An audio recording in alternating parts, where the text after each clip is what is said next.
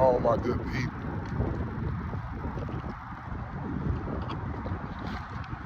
Just out here, you know what I'm saying, paying myself. Got that little eclipse came through yesterday, boy. I had things looking crazy. Good tent outside.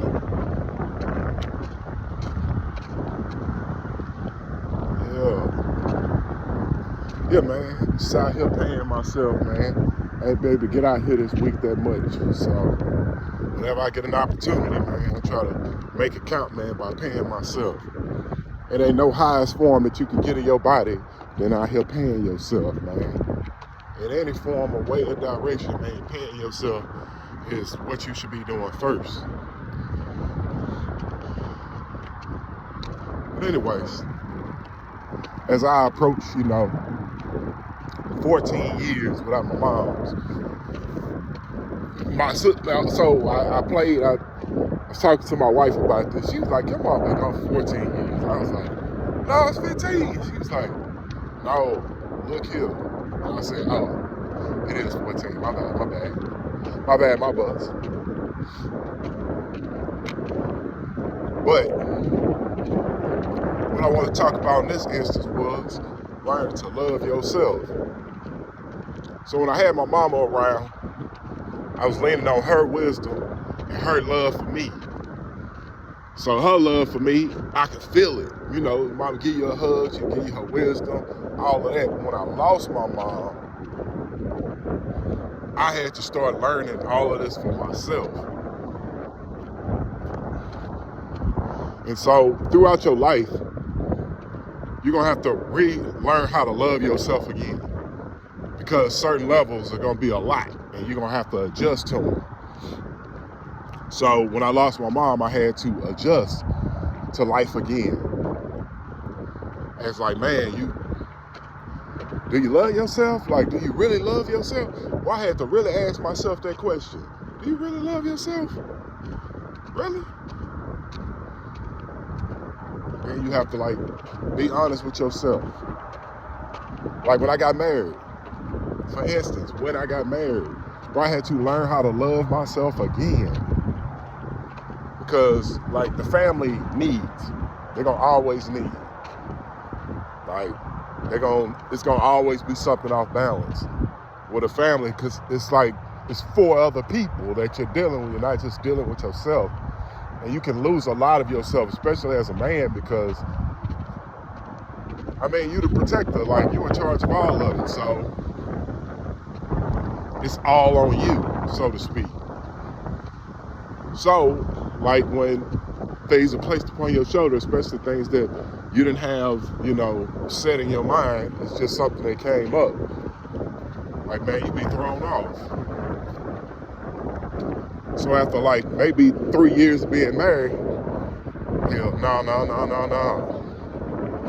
It was close to 4. I had to ask myself, boy, do you love yourself? You love yourself? No. I was walking around, I was not cutting my hair, I was not dressing nice, man. I was leaving about the house looking any type of way. And so my wife would be saying, why you ain't dressing up? Why you ain't? And I'm sitting there man, I'm saying in my head, really, man, I'm depressed, man, but I don't wanna put that on you. It's a me problem. I gotta learn to love me. If I don't love me, I can't do my best for them. So I had to, I had to find out where did I lose that love for myself within my marriage. And this helped me revert back to when I lost my mom. You have to find that love for yourself, because, bro, when your mama leave, man, when you lose somebody that's like the big two, mama, daddy, a piece of you leave with them.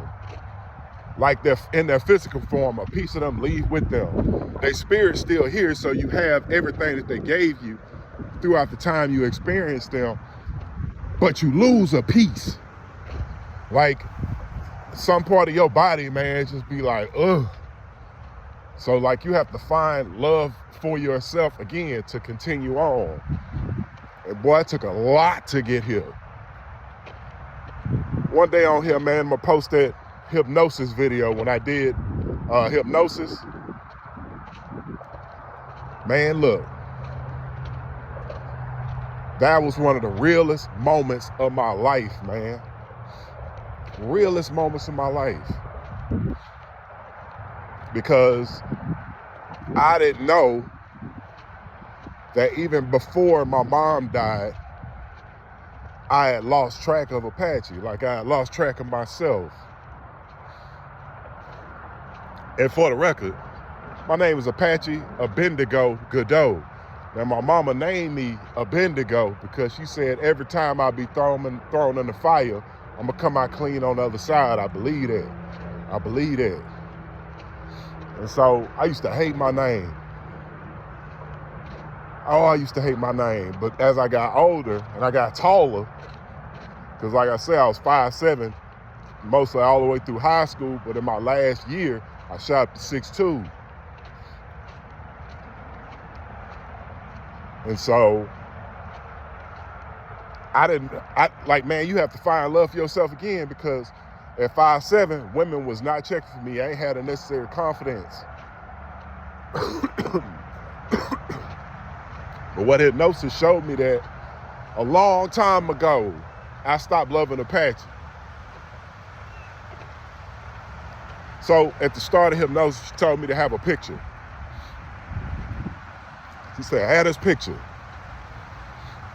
because you finna experience what this, however year old you were in this picture, you finna go back and experience that time. Because it was targeted towards, why do I feel like a coward? Why do I not love myself? So the hypnosis was geared towards that. So we used to stay in Greens Point. If you know Houston, Texas of any kind, Greens Point is on the north side, and it's an impoverished area. So we grew up like poor as hell. So she do the hypnosis, man. She was like, what do you see? What do you see? So I'm going in, man. I'm just like, okay, I see my old apartment. Bro, I'm in my old apartment like it was when it was back then, bro. It was so weird. So weird.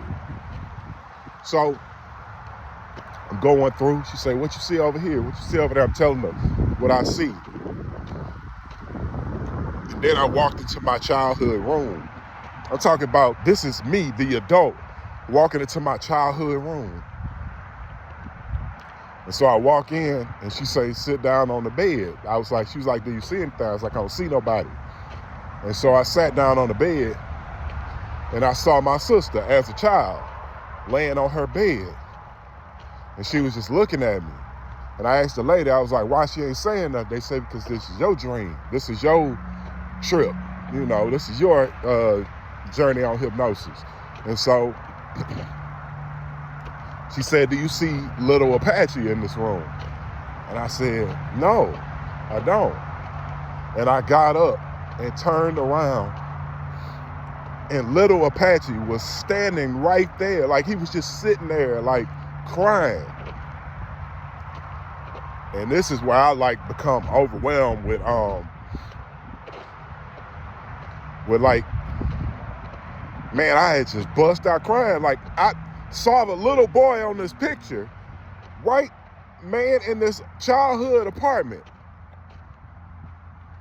And she says, what, does he say anything? Is he saying anything to you? She said, talk to him. And so I said, hey, how you doing? And little Apache said, why did you leave me here? Why did you leave me here? I had left childhood Apache in them apartments. In the poverty-stricken apartments. I left my heart in those apartments. Oh man, she was like, so what do you want to do? You want to talk to him? I picked him up like a little boy. I picked him up and I hugged him. And I told him I was never going to leave him again. Like, I would never leave him in a place like that again. I cared for him and I loved him. And so she was like, what does he want to do? So I put him down, and he took my hand, and we walked outside. And man, we had a little discussion, like me and Lil Apache, man. I'm just sitting there having a discussion with my younger self, this child that I had let get away. Man, I used to dance. I used to like really be like full of joy, full of life, man, but somehow it just left. When my mom and my sister and all these people started dying, like the joy, it just started leaving. But when I was staying in that place and I was impoverished and I felt poor and all of these things, all the emotions came running back. So now, man, I fight for that kid. I fight for Lil Apache, man.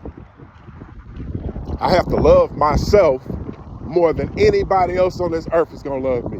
My wife can't outlove me. The love that I have for myself, my wife cannot outdo me on me.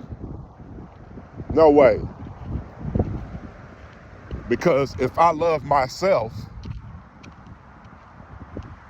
and I have the full love of myself, the full authority of myself, I can be the best person I can for them. So when I be telling people to love themselves and fight for who they are and all of this, man, I don't really be playing no games, man. I be dead serious. You're going to have to fight for yourself. You're going to have to love yourself. There's a lot of people out here that have lost love for themselves. But I'm telling you, man, once you fight for yourself and you find that love for yourself again, it ain't nothing like it. And so as I go into my new season, man, with this newfound love for myself that I found for myself inside of my marriage that I had in the beginning, that it went somewhere, I'm feeling like myself again, man. I'm not as grumpy as I used to be. I used to be so mad. Ooh, I used to be big mad. So when I be telling this stuff to people, I be like dead serious, like, man, you better fight for your life. You better learn how to love yourself again. They be like, how you know I don't love myself? Because you came over here to talk to me. That's how I know. The things that you said, the way that your eyes look, like I be looking for keys to, because I know what I look like in those times when people took pictures of me. And I had a smile on my face, but I was sad. So I can see you can't hide yourself from me. I know when people be down and out, spiritually or financially, I be knowing. So what I'm saying is, hey man, love yourself, fight for yourself, and when you find the best version of yourself, give freely to the people who have held you down this time.